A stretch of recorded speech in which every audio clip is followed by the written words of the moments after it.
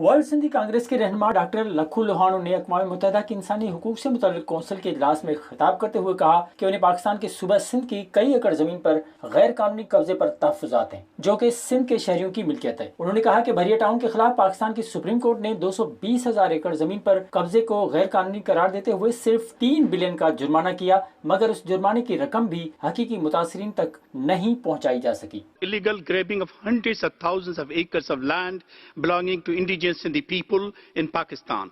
Barya Town, a residential scheme, is just one example where the Supreme Court found the acquisition of over 22,000 acres of land illegal. However, making a mockery of the judicial system, the court provided commutation of Barya Corporation with just a fine of $3 billion.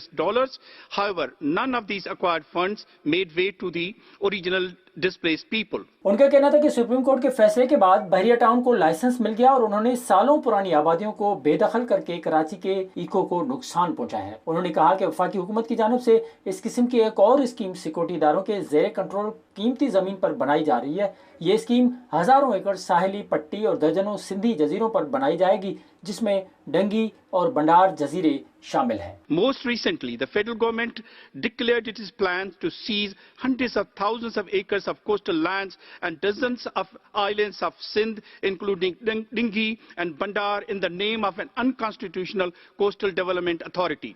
We believe that these land-grabbing policies are part of the design to convert Sindhis into a minority in their homeland, and Sindhi people reject this occupation of their lands. उन्होंने कहा कि उन्हें तहफ़्फ़ुज़ात हैं कि ये मंसूबे सिंधियों को अपनी ही सरजमीन पर अक़लियत में बदलने के लिए बनाए जा रहे हैं और सिंध के अवाम अपनी ज़मीन पर उस कब्ज़े को मुस्तरद करते हैं। उनका कहना था कि वो कौंसिल से मुतालबा करते हैं कि पाकिस्तानी हुकूमत को ज़मीनों पर गैर कानूनी कब्ज़े से रोकने के लिए दबाव डाला जाए, क्योंकि ये अमल अक़वाम मुत्तहिदा के उसूलों की खिलाफ वर्जी है।